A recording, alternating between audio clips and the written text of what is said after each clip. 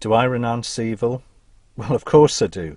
Evil isn't that hard to renounce because it is, after all, evil.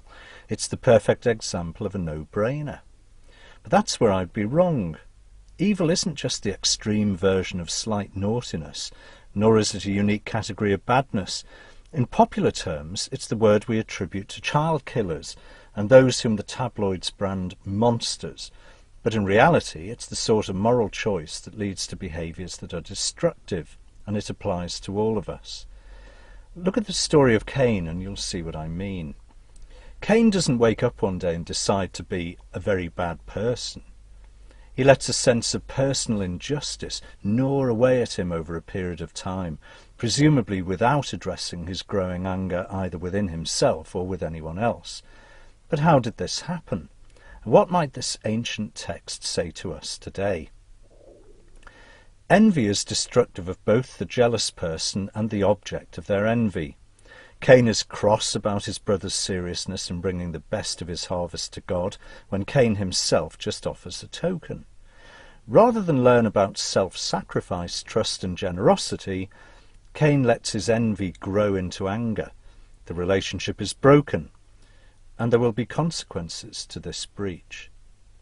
Now what this illustrates is the brute fact that there is no such thing as private spirituality or morality. What an individual thinks and feels and decides and does has a social effect.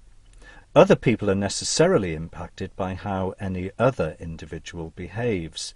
Cain's envy grows into anger, and his anger will have some expression, and this expression will change the world for everybody else, starting with those closest to him. An interesting feature of this, which we will all recognise and relate to, is that what goes on inside Cain becomes evident in his physical body.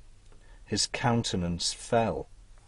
It is said that the eyes are the light of the body, that we can look into one's soul when we look deeply into their eyes and how they hold their body. In other words, there is no hiding from the reality and power of what goes on inside our hearts and minds. This is an important recognition because there are some people who think we can separate a human being out into separate bits that can be addressed without reference to the other bits, body, mind and soul. But as St. Paul makes clear in his letter to the Christian church at Rome, in chapter 12, verses 1 to 2, a person is made of all three, and they are interdependent.